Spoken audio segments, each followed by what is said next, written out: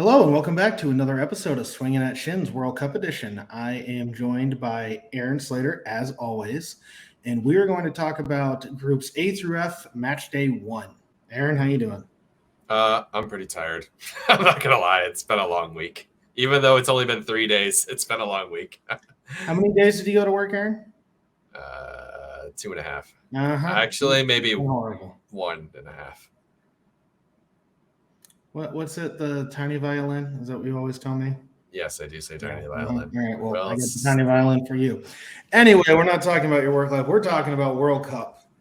We are almost through match day 1. We still have Group G to get through, I believe. But we've gone through A through F. We had talked about the Ecuador-Qatar game on our last podcast. So this podcast, and suppose we need to jump into Netherlands-Senegal. Yep. So tell me your thoughts. My thoughts are Senegal are going to be okay. I think the Netherlands they're just a very good team. Cody Gakpo is nasty. I know you've said that at Way West stands. He's a very good player. He was the one that scored the first goal, and they only needed one goal. Oh, yes. They did have the second, but they did only need the one. You're right. In fact, I had forgotten they had the second. I think that there's enough firepower for Senegal to get through. I think they need to win Ecuador and Qatar I mean, to that's make really it through. That's what yeah, it's going to be critical for them to do that. I mean, they had a higher expected goal, Senegal. I mean, it's not much higher, but it's higher. It's barely one. Well, and I think this is one that we're going to get into. First of all, the expected goals. Senegal was 0.89 and Netherlands was 0.67. Expected goals is going to be the theme of this podcast. So if you don't like that, just strap in. You're going to learn a lot about it. I think the expected goals from the Senegal-Netherlands game proves that they don't actually have the finisher without Mane. And that's the issue. I think Ecuador has proven that right now they do. I understand it was Qatar. But right now, if I'm Ecuador, I got to be feeling good. Oh, yeah. No, I'm not saying like Ecuador. Yeah, I think it could be like a 1-1 draw or a 2-2 draw. I think Ecuador has enough firepower and Senegal has enough firepower. If it is, then Senegal needs to go into Qatar and win by a lot. It's going to come down to goal difference. And like we're talking about, I'm not seeing the finisher, so I'm not sure that's going to happen. Either way, Netherlands were looking a little shaky in the beginning. And they stopped that pretty quickly. They're going to be fine. Their group is pretty weak. I'm not that worried about it. Let's jump into what was a bit of a surprising scoreline, but probably shouldn't have been. England 6, Iran 2. Yep. I mean, England got the job done. They did exactly what everybody thought they should do. And you thought they were going to score 6? Yeah. Yeah. So again, I thought at least 3. Going to bring up expected goals, and this is one of the reasons why I think people need to be a little bit more worried about Iran than I think they are. England expected goals 2.11, Iran 1.75. It's very when you get a PK, it tips off really large. The penalty does give you an almost 1. Yeah. So, however, you did earn the penalty. Yeah. No, I'm not knocking the fact that they earned it and scored it and did everything that they were supposed to do. I'm just saying when it comes to XG, it is weighed very heavily. Yep, that is true. England was 78% possession. They had over 3/4 possession. And you got to say, when you're already down, I believe they were down 4-0 at the time. Oh, yeah. It was 4-0. And you have Rashford, Grealish, and Foden all come on at one go. I mean, that's your reserves. It's demoralizing. Yeah, it's pretty bad. One thing I will say, I'm looking forward to Friday. Yep. Probably a little bit more. The Harry Kane scans came back. He seems to be fine. He was in training. We haven't heard anything from Southgate. Again, we don't wish injuries on anybody, but that would have been nice. England's defense, I didn't think was tested too much. Maguire does not fill me with confidence. Neither does Eric Dyer. I think Eric Dyer is better than Maguire. I love that Southgate continues to start Maguire. And I think that we're going to match up well. But if we do manage to win, it's going to be because we keep it a low-scoring game. Yes. Because we prove that we don't know how to finish right now. Correct. Aaron and I have talked about this at length on Wicked Good Sports. There will be a link in the description to specifically that episode, as well as the Wicked Good Sports YouTube channel. Be sure to check them out. One thing that has been brought to my attention that I should have noticed before, but I didn't, is how bad the USA was in transition, especially in the second half. Yeah, I thought the same. Wales turned it up a notch, and they really started to make USA play on their own half. And then they couldn't break through the lines of the Welsh team. We had a lot of opportunities too, and we didn't make the right passes. We chose to hold on to the ball instead. Yeah. And that's something that we're going to need to take advantage of against an English team. Because we're not going to beat England midfield for midfield. Jude Bellingham might be the best in the world. He certainly played that way against us. So we're going to need to beat them on transitions and counters, and that Wales game did not fill me with confidence with that. To see how little confidence I had, go check out that other video. Do you have anything else about the England-Iran game, or do you want to move on? I want to give a shout-out to Jack Grealish. There was the celebration afterwards. Yes. And he had promised a kid in the hospital. I don't remember what. It doesn't matter what disease he had. He just made a promise. It was cerebral palsy. Kid asked him to do a very specific dance when he scored. Yep. Yeah. So I tip my hat to him. I've never. Yeah, he was he's a class act kind of dude. So anyway, we can. Yes. And this is Aaron's an Austin Villa fan. He has a show on Wicked Good Sports called The Villa. He has come full circle. He loves Grealish. Wanted to have his babies. Yep. Then hated him. He's a gorgeous man. And has now made his peace with him, and now likes him again. So it's just all one big circle. Yep. Gonna hate him on Friday though, no doubt. Probably. All right. The 5 a.m. match. I sure hope a lot of Argentinians did not wake up early to watch this one. Argentina versus Saudi Arabia, the match everyone's talking about. They don't have their countries right. My boss came to me today and said, "Hey, did you see? I think it was Iran beat Venezuela." I swear to God, I'm not looking that up. But anyway, Saudi Arabia, Argentina. We've talked a little bit about this, obviously, but go ahead, give me your thoughts. Well, Argentina deserved to win that game. However, they didn't do. It just wasn't there for them to win the game. And Saudi Arabia, with their really low XG, happened to capitalize on some really good shots. I mean, unfortunately, look at it and say, they had Argentina had 3 offside goals called back. Yep. That's a very demoralizing thing to have happen, and you can kind of see it by the third one. You're like, oh, come on, not again. You got to be checking VAR to a certain point. You're thinking, I'm never going to score. Right. It could have gotten to their heads a little bit about that. I give credit to Saudi Arabia for sticking in with the match and scoring the goals that they did. They came out and won the match. So a lot of people are talking about the emotions around it. A lot of people are talking about the disallowed goals. Aaron brought up XG. I'm gonna do a little bit of a deep dive. We're gonna look at these stats, and you're gonna tell me which team you think should have won this game. One team had 2.26 expected goals. One team had 0.15. 0.15. 15% chance that they would even have a goal. In the first half, one team had 1.03 expected goals. One team had 0.00 expected goals in the first half. Second half, one team had 1.23. The other one had 0.15 because that's how math works. One team had 69% of possession. They had 15 total shots. They had 2 big chances. They had 508 accurate passes. The other team had 3 total shots, 0 big chances, and 181 accurate passes. that same team committed 21 fouls and only managed 2 corners. This is the perfect example of why you play the game, because Saudi Arabia won that game, and Saudi Arabia is at the top of their group. And Saudi Arabia beat Lionel Messi's Argentina, and there's no reason why they should have. And it's just, and that's not even like we got blinders on. Argentina did not get outplayed. Saudi Arabia got outplayed.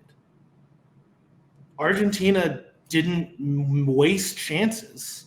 A bunch of their chances got called back. Yes, I can understand that you argue that they weren't supposed to be chances if they got called back, and that could be true. But the Saudis took 3 shots all game. 2 of them were just bangers, and they managed to score, and that's what it takes. But this is not the death of Argentina and Lionel Messi. I still think they're going to win their group. If they come out and play exactly the same way they played against Saudi Arabia, against Poland and Mexico, they win both those games. No, there's just nobody should raise alarms to this match that Argentina is a failure.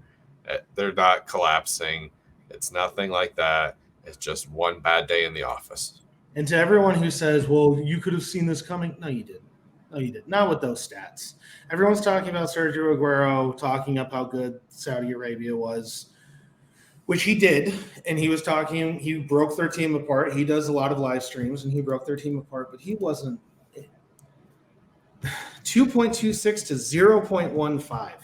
If you get 2 goals off 0.15 expected goals, man, I mean, that's like closing your eyes and swinging. Yep. And they did it. And they won. Got FM'd. Argentina got FM'd.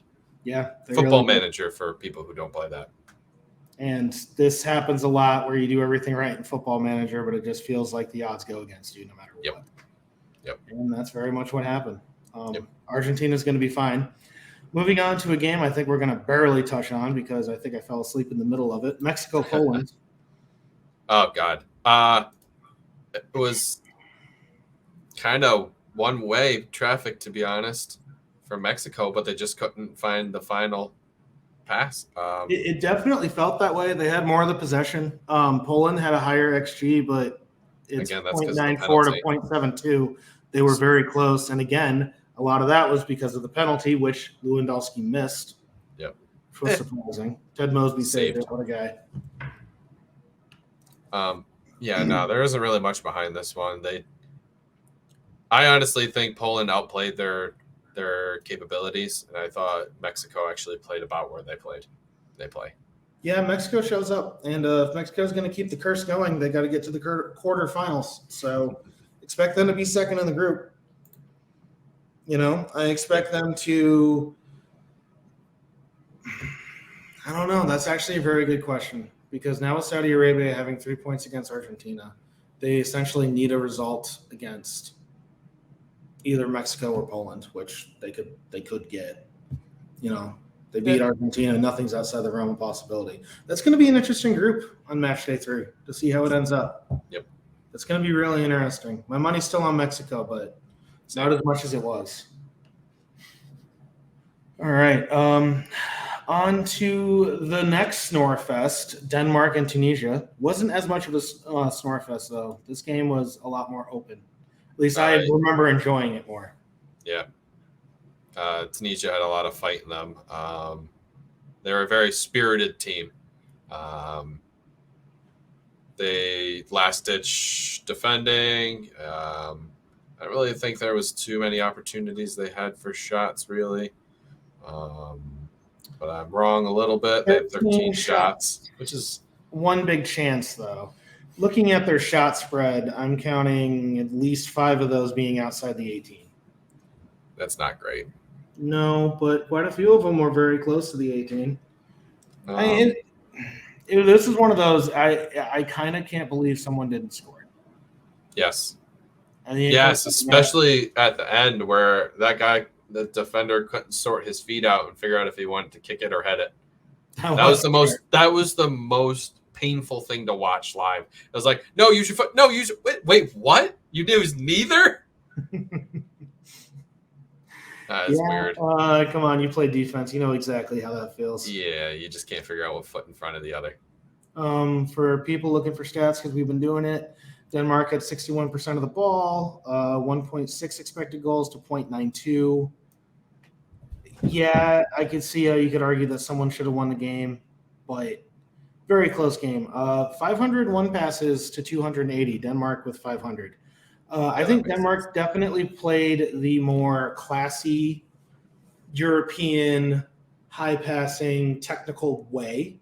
Yep. And Tunisia played with a lot of heart and grit, and you ended up with a scoreless draw. That was exactly the opposite of the Mexican-Poland game, because I enjoyed the heck out of that scoreless draw, and the Mexican-Poland game wanted to put me to sleep.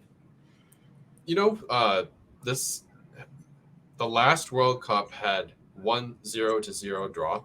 This has had 3. Yeah, this has had 3. Yeah, it feels like 2 in one day. Yep. All right, on to the final match. France versus Australia. Australia coming out quick with a goal. Very, very early with a goal. Yep. I've been talking about France probably falling apart, and that's the narrative. We've seen it happen before. They seem to be on an every other World Cup kick for years now, and this would be the other. My God, they came right back. And my God, do they look scary. Yeah. I'll say that I think Rhett got robbed of the man of the match. I think they just did a popularity contest and gave it to Kylian Mbappe. They did the same thing, but I think Rhett was a little bit better in the midfield. Whatever. French. I can't do French. Sorry for all those French people. I know. Rabiot played very well. Looking at FOTMob, Giroud had an 8.9. Scored Mbappe an 8.7. Rabiot an 8.8. Dembele with an 8. Griezmann with an 8.4. I got to be honest, that all sounds about right to me. Yeah, from what they were very well-oiled. Those 4 in the front, those guys look scary. Those guys look really scary, and it's one of those, we talked about it. One of the things I brought up was egos. It seems like every other day something about Kylian Mbappe and PSG comes out. They shared the ball. They worked off each other. They were overlapping. They were underlapping. They were covering for each other. I didn't even know where they were going to be half the time, and I have an aerial view of the field. Australia had no shot. No. And Giroud is perfect for the French team, especially the way this one's built, because Dembele and Griezmann and Mbappe and Rabiot all do these overlapping runs and then are able to dish it into the box, and Giroud just knows exactly where to be. And he's tall enough. If you hit it high, he'll hit it. If you hit it low, he's got quick enough feet.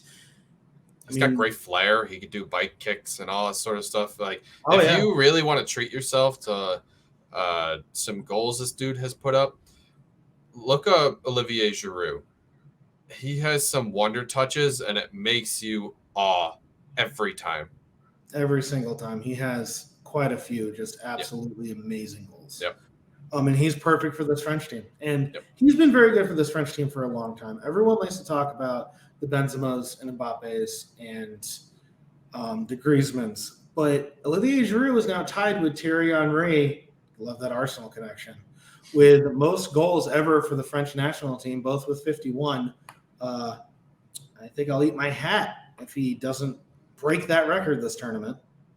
Unless he gets injured, I think he's a shoo-in for that. I'll knock on some wood. This French team looks really good. Yeah, they really, really good.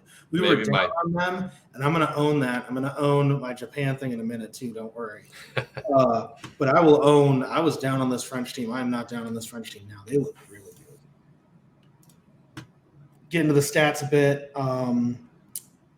The final score was 4-1. Expected goals 4.21 to 0.52. It's pretty much exactly the way it worked out. 23 shots, 7 shots on target.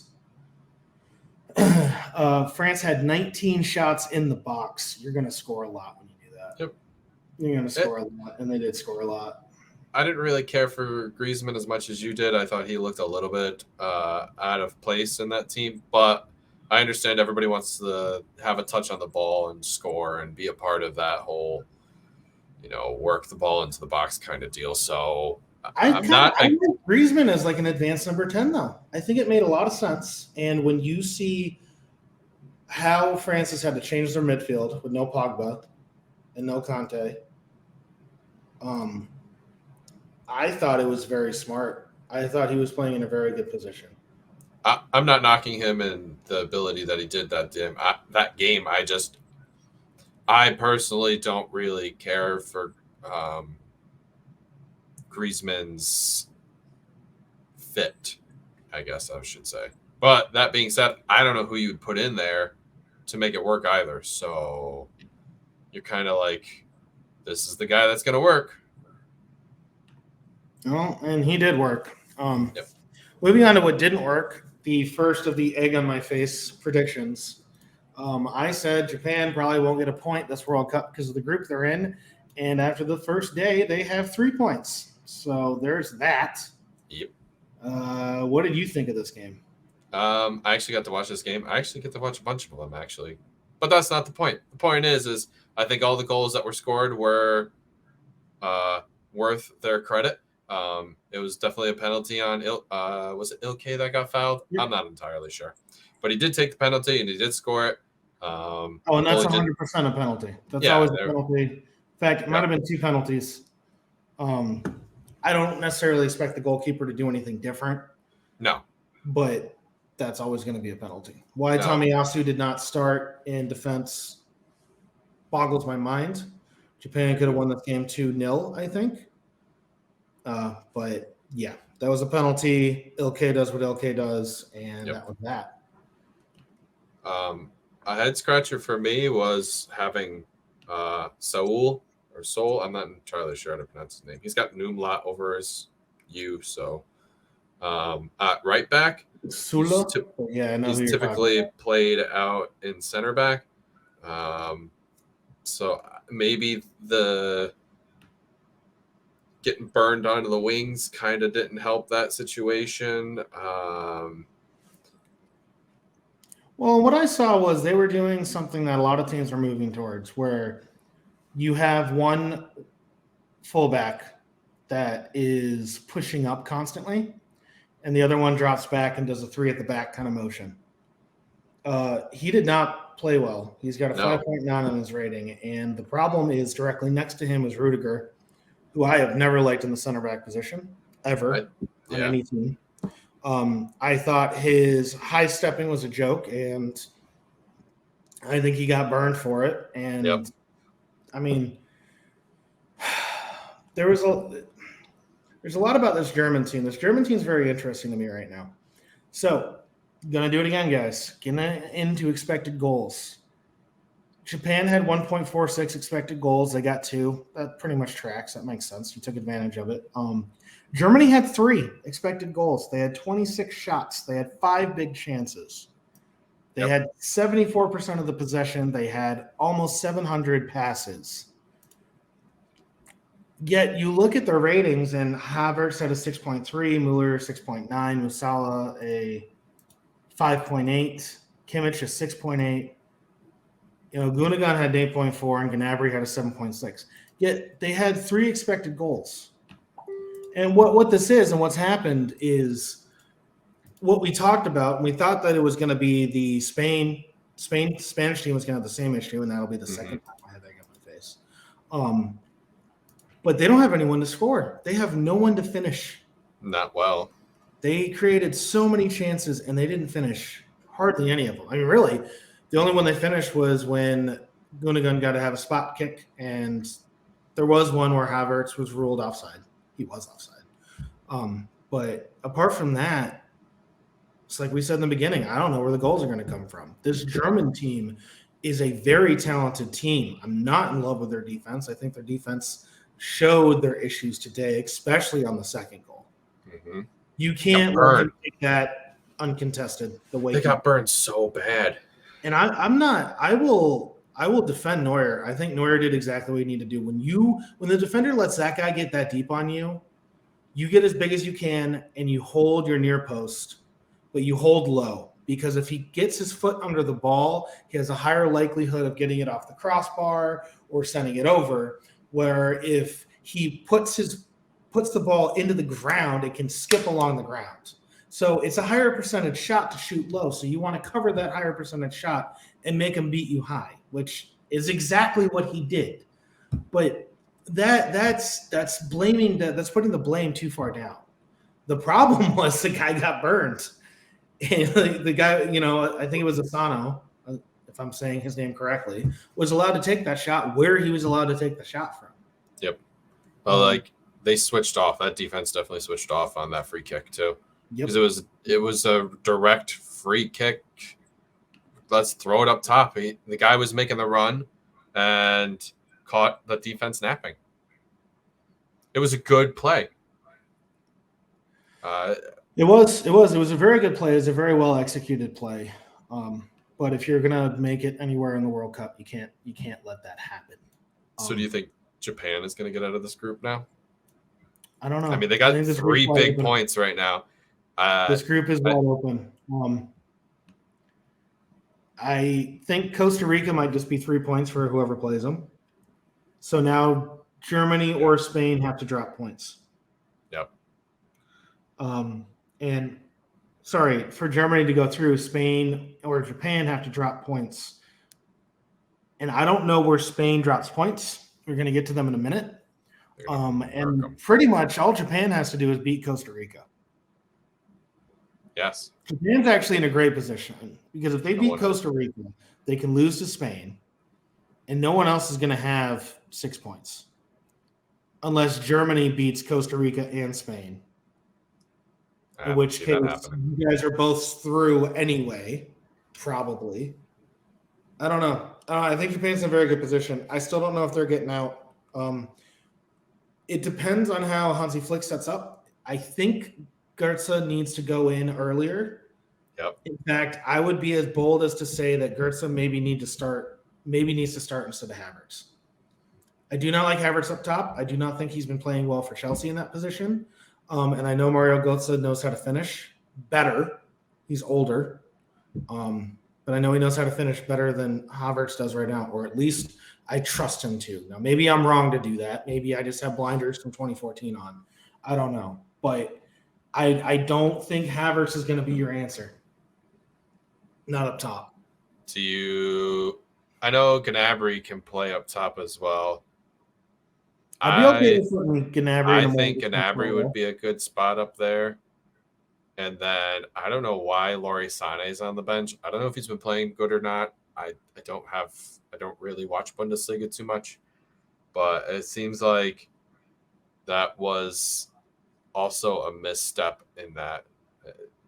Like, I understand Jamal Musiala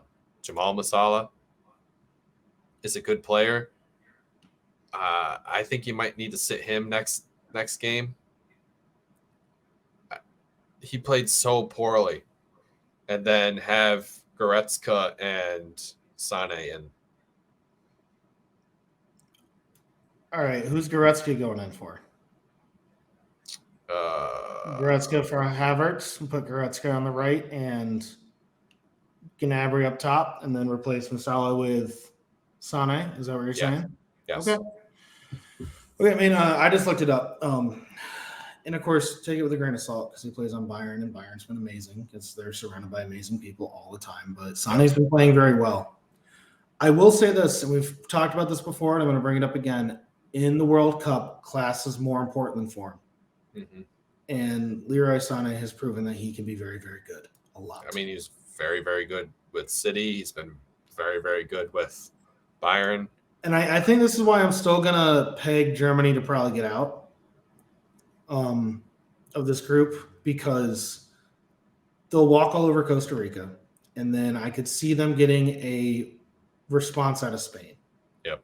So that's 3 points and 4 with the draw. They're going to have to get goal differential. Yeah, and then they're going to have to really beat down on Costa Rica, which is possible. Yeah, but now you're really hoping for Costa Rica to have some kind of a result against Japan. And I don't know if that's going to happen. I know that I thought that was going to happen before, but I'm telling you now I don't. We'll see. Yeah, it's going to be interesting. And Guys, if there's one thing that this World Cup has, if you can take away from this World Cup, it's me saying, yeah, it's going to be interesting because a lot of what has happened so far this World Cup has not happened at all. Going into the next, you know who we missed? We missed this morning, Morocco and Croatia. Oh, another 0-0 draw again. Yep, another 0-0 draw. And that was I don't really know. I don't know what happened. Croatia had the majority of the ball, but no one really did a damn thing. Croatia looked lackluster. Yeah. They didn't look sharp. Lots of missed balls, lots of heavy touches, lots of passes I saw that were too heavy or too light. They never had the right amount on the ball. Maybe this was one of those trap games for them, essentially. They still came away with a point, but they really should have done better to win. And yeah, they should have done a lot better to win. And this isn't anything against Morocco, because I thought Morocco played very well. I thought their back four was very, very good. Yep. Also, I want to give that we missed out on Hakimi. Yeah. He's still a good player. Yes, he is, and he played very well today. We missed out on him. It was 32 teams. We're sorry. Man, I'm not trying to make an excuse. We did miss him, but he is a very good player. I think Morocco's very happy that they played very well in the game where Ziyech didn't really show up. Yep. I think that Croatia has to be really worried about their top three and their inability to do anything. Vlasic, Kramaric, and Perisic all did not look good today. And I mean, they looked bad today. Modric and Brozovic were trying to do what they could do. Kovacic also didn't impress me that much, but I don't think he looked as bad as the other three. Mm-hmm. I agree. This was a tough game if you're a Croatian fan. Yeah, I mean, you're almost happy that you didn't lose. Yeah. It's kind of what it comes down to. All right, final match that has been played so far just ended a couple minutes ago. Aaron Slater moves one step closer to having to drink 10 ounces of maple syrup because Belgium managed to get out a 1-0 victory against Canada. The expected goal numbers are up. I know you have not seen them yet. First of all, I want to hear possession. Which way do you think the possession went, by how much? I can't lie to you. I've already looked at it. I just literally saw it. So, yeah. I just clicked on it. So I saw it. Sorry. So Belgium had the majority of the possession, 54-46. I got to tell you, from what I saw, it almost felt the opposite. Yeah. Have you looked at the expected goals? Yeah, it's right next to it. Yeah, I am not surprised by that at all. No, God, no. Canada was the better team. I thought Canada actually should have won the game, but Canada with an expected goal of 2.61, Belgium with 0.76. Canada had 22 shots, 3 big chances. They missed all 3. I agree with you. I thought Canada was a better team the entire time. I said it right from 5 minutes in. I was this team looks hot. Yep, they did. They looked hot. Alphonso Davies looked like he was everywhere. Yeah. They got the penalty. They screwed up the penalty. Yeah. I really think that should have been a Jordan Davis. Very interested. When the second half started, a referee expert came out on the Fox Sports, at least, and said that human error was the reason why the second penalty wasn't given, which basically says that Canada should have had a second penalty in the first half. And I believe it was off that play that led to it was the Eden Hazard back pass that someone got called offsides for. I'm forgetting the name.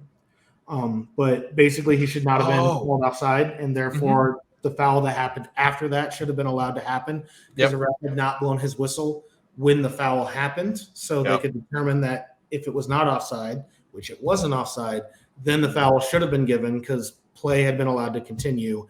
And basically, this is a very long-winded answer to say Canada should have had another shot. And we probably should be looking at a 1-1 draw right now. Possibly, yeah. That being said, when I talk about class, this is what I expect. All Belgium needs is one shot. And, I mean, for all the while to have that through ball to Batshuayi. Thank you. I always want to say like Batisyahu, but I know that's not it. For him to have that, and that's all it takes. It's just the one. And you can try to hammer down as much as you want, but Courtois is a really, really good goalkeeper. Yep. That being said, I am now a lot higher on this Canadian team than I was. I think that they're going to do pretty good, especially with Croatia and Morocco looking as bad as they did. I think the Canadian team, if Morocco and Croatia come out and play against Canada the same way they played against each other, Canada wins both those games. Agreed. I don't think Croatia will. No, I think they'll fix themselves. Excuse me. I think FotMob did Canada dirty, by the way, with their scores. I don't know if you saw that. Their average rating is about a 6.4. See, this is exactly what I was talking about with the German team. You create all these goals, you create all these expected goals and you outplay everybody, and yet your entire team is, like you said, averages out to a 6.4. One person got above a 7. Yeah. That just doesn't. I think that's dirty. Well, player ratings is hard. Player ratings is a lot like formations. Yeah, well, that's fair. It's all subjective. All right, on to the final game that I definitely have egg on my face for. A lot like the German game, except for they managed to get all their chances. It's Spain versus Costa Rica. Wow, that got dirty quick. Spain versus a mailbox. They did not look good. There's like 11 mailboxes out there. Keylor Navas looked old. Yo, he got a 2 rating. Yeah. He did not look great. And everyone on Spain looked amazing. Yep. Wow. The lowest rating I'm seeing is their goalie at a 7.2. Yeah. Gavi looked so good. Did you see that goal? Yes. It's side-footed. This is probably the most brutal game I've ever seen in a World Cup. Yeah. 82% possession. 3.53 expected goals. Have you looked at it yet? I'm looking at it right now. Yeah. Goose egg next to Costa Rica. I see that. They did not. It could have been a mailbox. A mailbox would have had the exact same amount of expected goals that Costa Rica had today. Passes. Costa Rica managed 165. A mailbox can't do that. You know what else a mailbox can't do? 978 passes for Spain. They almost had 1,000. Yeah, that would have been awesome. 17 shots, 5 big chances. Honestly, I don't know. 5 is actually the right amount. They might have had more. I mean, this game ended up 7-0. I think Costa Rica should have started swinging at shins. Yeah, they should have. Maybe they need to start listening to the podcast. We can help them out. I mean, this was brutal. It was a bloodbath. I mean, we really don't need to wax over anything else. Spain looks really good. 6% pass rating on long balls. Luis Enriquez has this team humming. Well, and as much as I did not think that Spain was going to be able to score 7 ever, I'm not sure they were going to get 7 goals all tournament, because for the same reason why we talked about the German team. I did say, to save face a little bit, that Luis Enrique is a really, really, really yeah, you did. And you did call that. He is a really, really, really good manager. Yep. He's got the Spain team doing great. I think that we are closer to the second Spanish Renaissance than a lot of people think we are. And Euros in 2024 could be going back to Spain. This team looks really good. Yeah, they have a good mix of youth and experience in that throughout that whole squad, to be honest. I will say that they played Rodri at center back instead of actually having a traditional center back like Eric Garcia. But, they're probably pushing up so far ahead anyway that Rodri is barely playing that center back position. So that is going to be their plan. They're going to press high. They're going to win the ball back high. Yeah. That being said, it'll be interesting to see what happens when they play against a team that can match them. Yeah. Yeah. Which I don't know if that's going to happen in this group. Maybe from a ball winning perspective, Germany can. Yeah. But I don't know if Germany has the attackers needed to put the pressure on. Again, if they make the changes that you were talking about, Gnabry up front, get Goretzka in there, very easily could. But I think we may have to wait till the knockouts for that. Yep. Spain, your team so far, the most impressive team so far? Yes. All right. So I was going to say England looked very good. We talked about how England looked good. I thought France looked even better. And now I think Spain looks even better than France. Yeah, that's probably the tier I would go. And I understand everyone's going to say, well, France did it against Australia, and yes, Australia's not that good, but the way they went about it. Still got to do it. And ask Argentina. Yeah. You still got to. I mean, you still got to finish everything. Yep. Ask Germany. Germany looked good in everything but finishing. Spain looked good in everything, and then looked elite in finishing. That being said, I still think that the French team might be a little bit more complete. Yeah. Than the Spanish team. But man, fireworks when those two teams meet. I hope so. 7-5. Oh, that would be bonkers. That would be so good. That would be amazing. All right. Moving on to the games ahead. Thanksgiving Day, you have both kinds of football. Yep. We have Switzerland and Cameroon at 5 a.m. Set your alarm clocks. Sure to be a barn burner. Say that with a lot of sarcasm. I'm actually expecting a bit of a boring game here. Yeah. Still definitely peg Switzerland to go ahead. Yeah. I expect them to win this game. I am not expecting another 0-0 draw. Nope. But I'm also not going to be that surprised. In the 8 o'clock game, Uruguay and South Korea. I don't know anymore. Another for me. I mean, that game, I'm not very happy to see that game either. I mean, I'm not bashing either country. That's very wrong of me. They are here. They should play their hearts out. But from what I saw today alone, I'm not expecting the same kind of fireworks.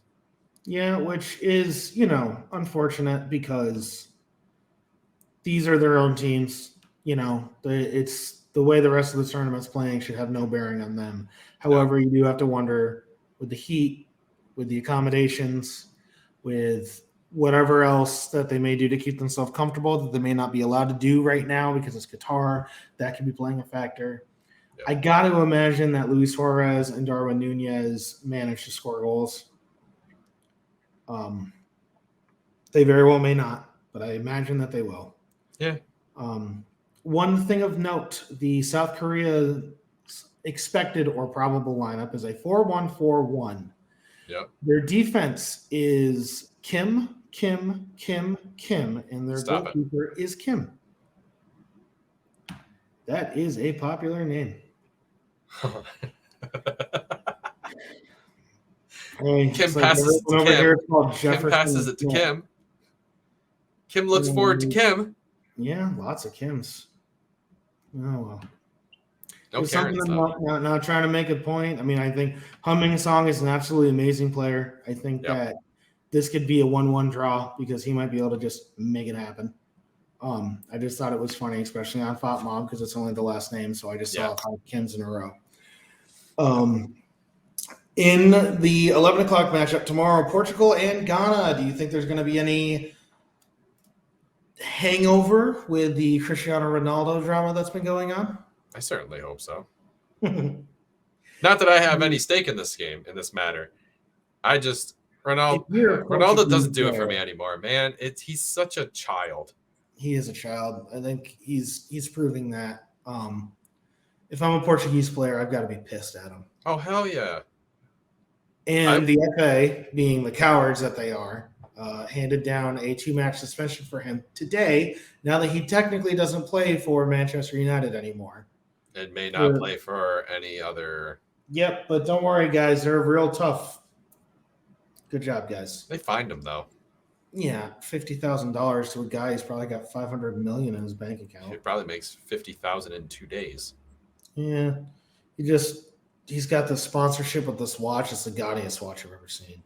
But anyway, we can move off of Ronaldo now. Yeah, he's like Michael Jordan. He prints money by walking around. Anyway, regardless of the drama or not, still expecting a Portuguese win. Yeah.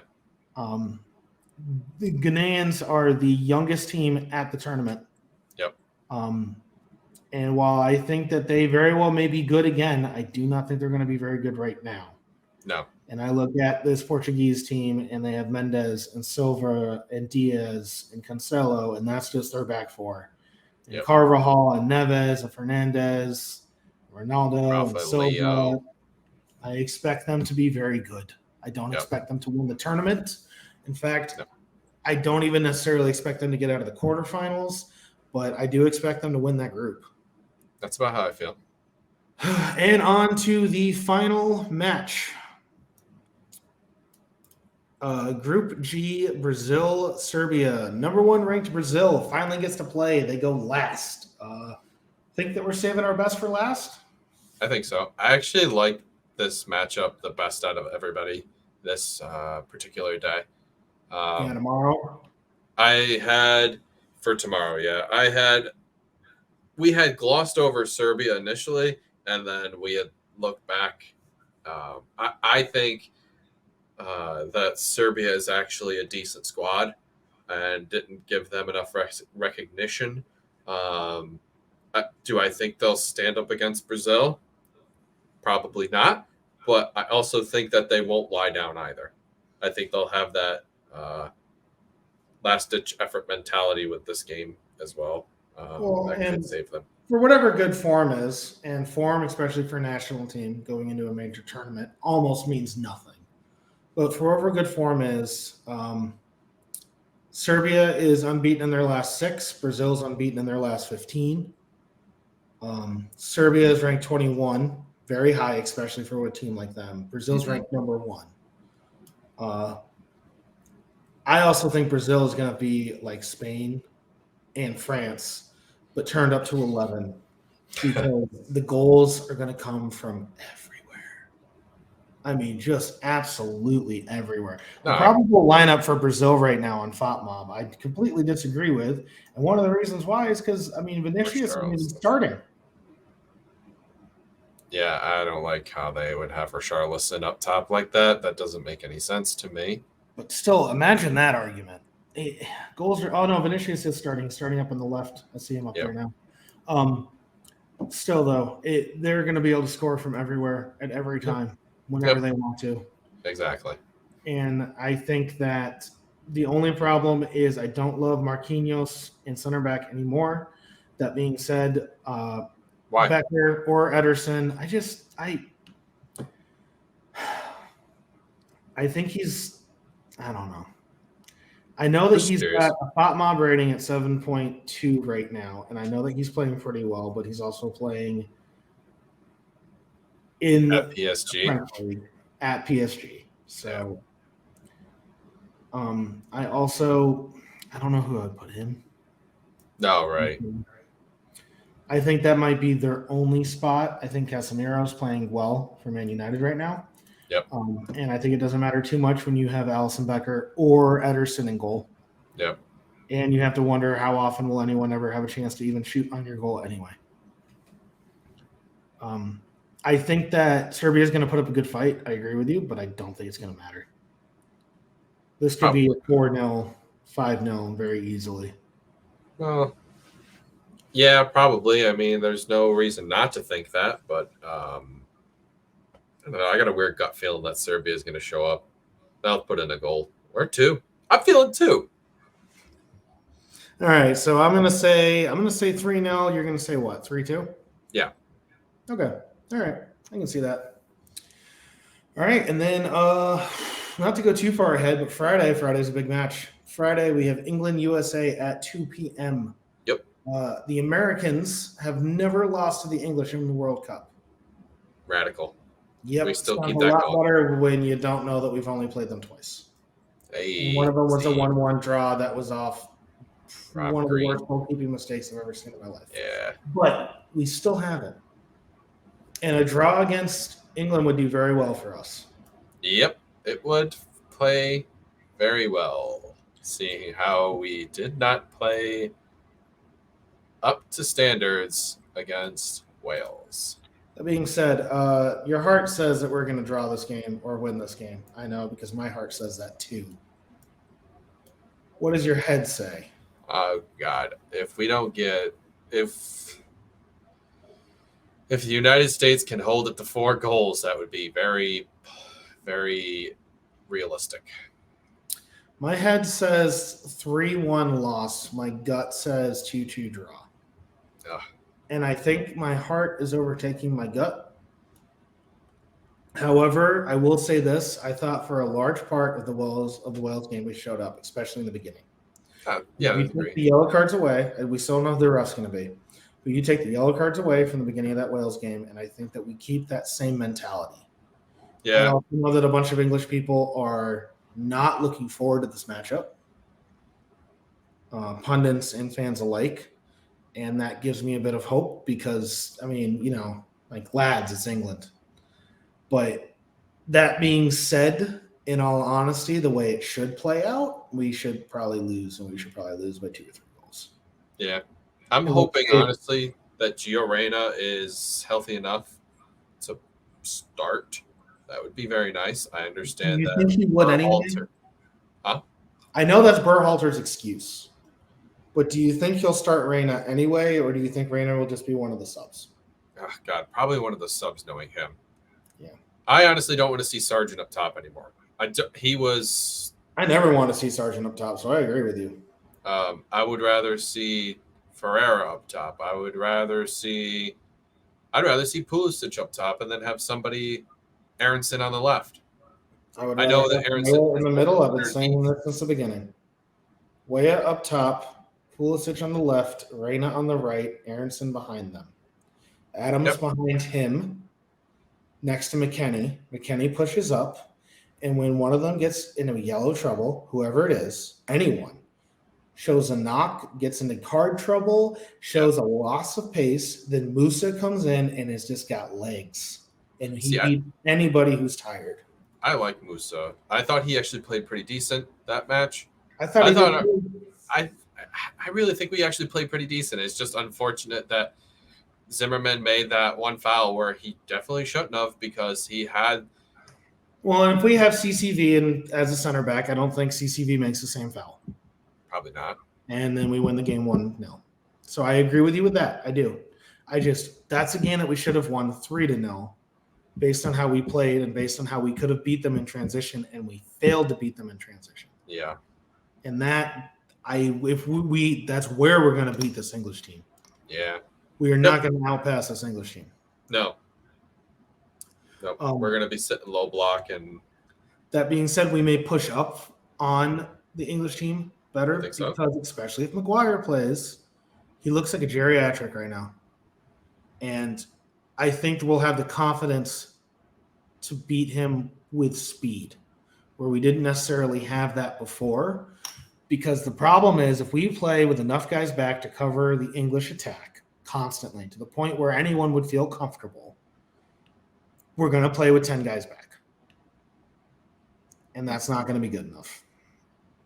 So you want to punch him in the mouth, essentially, is what you're saying? I think that we got to be willing to play quick. We got to be willing to play on the break. We got to be able to probably play 5 at the back, Adams dropping even deeper. Yep. And that's going to have to be to a point enough. Either that or we're going to run our wingers dead. And by the 60th minute, they have to come out because they don't have anything left anymore. Because they're constantly coming back and forth. Fair enough. We have to be willing to push up. We have to be willing to hit them in transition. We have to be willing to commit numbers forward because if we don't, we're going to lose this game 1-0. Yep. And I don't care if we lose this game 1. I would rather lose this game 4-0, but see the want to make the pass and see the numbers in transition.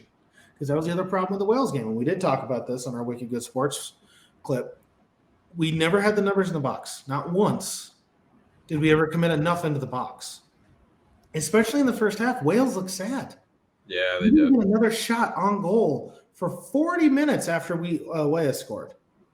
And even then, that way goal was Pulisic and him essentially on their own. Sargent did pull the man off, and that was very good off the ball play by him, and I do want to highlight that. However, that was them getting beat by two guys. Now, with Stones and Maguire, if they don't play that well, that could definitely happen if they go with their same center back pairing again. Yeah. I don't know if we're going to see the ball that high if we try to pass through Bellingham and the rest of the English team. Probably not. And that's where I think the issue is going to be. That's why I think it has to be transition. Once we get the ball up there, we might be able to beat them with just 2 or 3 guys.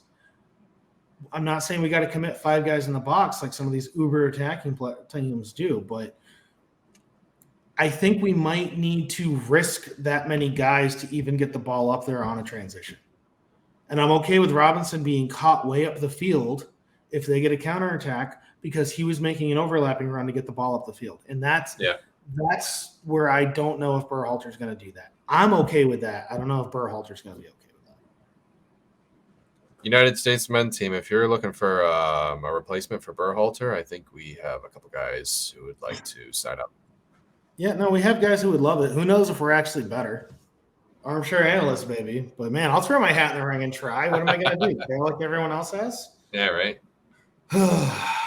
That's not entirely fair. It's frustrating, especially with this group of guys. You feel like we had a better shot. And this is USA's golden age. We need to capitalize on this golden time. Yeah, I got a problem with calling it a golden era when they're 24 and a half years old on average, and they haven't. Yes, the Nations League and the Gold Cup back-to-back in 2001 was very nice. I am not denying that. That was great.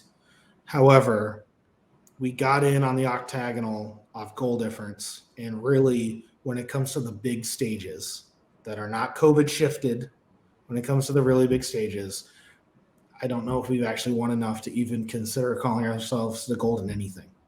And I think it's also incredibly fair to these young players who have all these monkeys on their back to just throw another one on there and say, well, it's the golden era, so we're going to get better than this. I mean, that's messed up.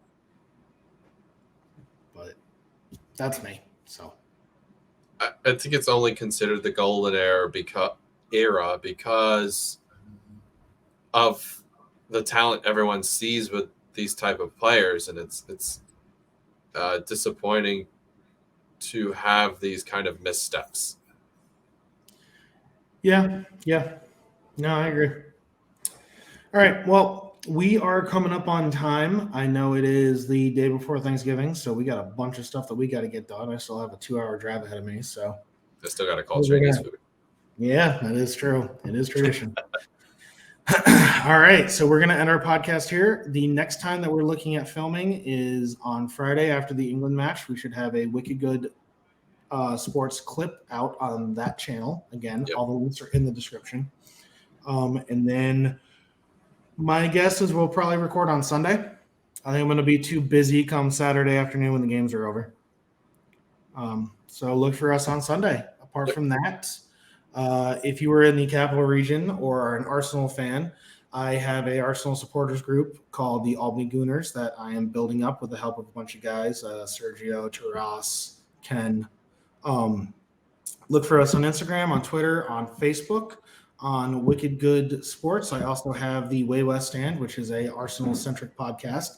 And this handsome guy across from me has the Villa, which is a very, very good Aston Villa podcast. You're too kind. I appreciate it. Oh, man, you're getting the views and you deserve it. It's very good.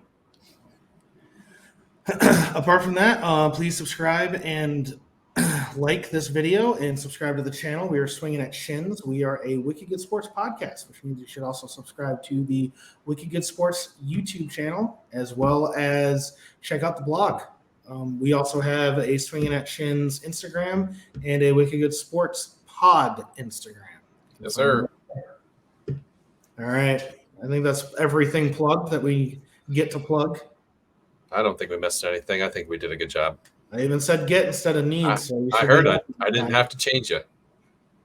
All right. You have a good one, Aaron. Thanks. You too. Happy Thanksgiving. Happy Thanksgiving, everyone. And you too, Rhett. 1. Hey, thanks for watching that clip. If you enjoyed it, we have more clips on Wicked Good Sports, so please hang around. We have all kinds of soccer coverage as well as our main podcast, Swinging at Chins. You can find links to all of it in the description down below.